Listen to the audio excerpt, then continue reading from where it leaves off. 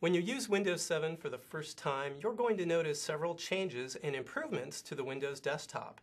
Hi, I'm Andy Sweet, a writer on the Windows team, and for the next 5 minutes, you're going to get a guided tour to some of the biggest changes, including an improved taskbar, jump lists, which are a new way to get to the files that you use most often, and some tricks for arranging all of those open windows on your desktop.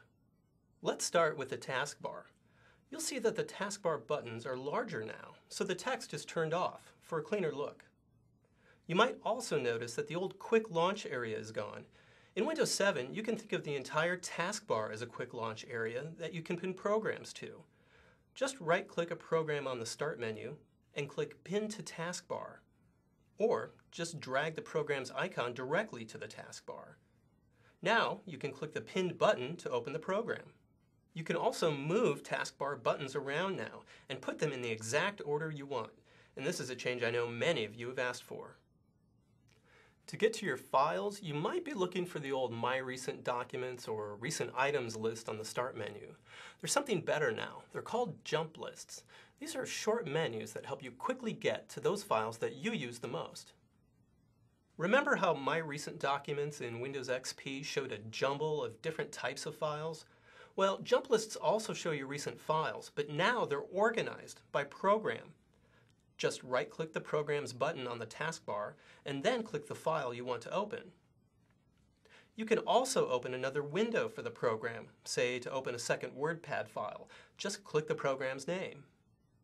And when you're done with that program, you can click Close All Windows. You'll find jump lists over here on the Start menu too, for the programs that you've pinned up here at the top, and for programs you've used recently. And know that jump lists aren't just for files either. You can also open folders from the Windows Explorer button, and even go to websites from your web browser button. But maybe the best thing about jump lists is that you can pin your favorite items to them. To pin this to-do list that I update every day, I'll open the jump list for the program, point to the file under Recent, and then click the push pin. Now it's pinned to the top, where I can get to it easily. You can change the order of your pinned items and easily unpin an item. Just click the push pin. And don't worry, you didn't delete it, you just removed it from the list. You can right-click a recent item to remove it from the list as well. Now, you've seen how jump lists are an easy way to open your files. Another improvement lets you take quick peeks at those open files. This can help you find the ones you're looking for more easily, especially when you have many files open at once. So take a look here. I don't even remember all of the files I have open, but I can point to a program on the taskbar, and now I see previews of all of the files I have open for that program. If you want a closer look, point to one of the previews and you'll get a quick peek at the file, even if it's buried under other windows. And you can click the preview to bring the window to the front. Now, to get a quick peek at the desktop, you'll still want to use the Show Desktop button, but, and here's another change, it's over here now, in the corner, so it's an easier target to hit. You don't have to aim right next to the Start button. Just point your mouse all the way to the corner. And did you notice that? There's no need to click anymore. Move your mouse away, and the files reappear. You can still click the button too, just like in Windows XP, to minimize the open files. Now, these little things here on my desktop are gadgets. They're a fun way to get information, like weather updates or news headlines.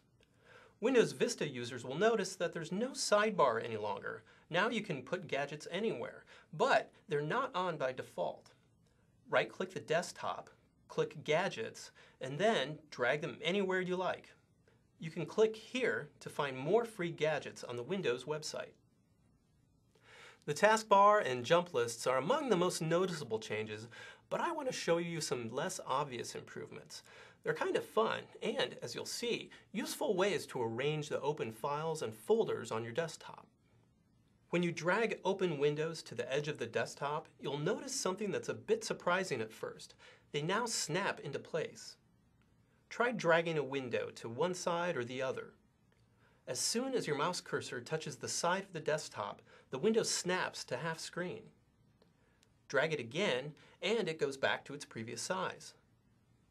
This is great for comparing two files side by side, or for moving files between two folders. You can snap long documents or email messages vertically to make them easier to read. Just resize the window towards the top or towards the bottom of the desktop.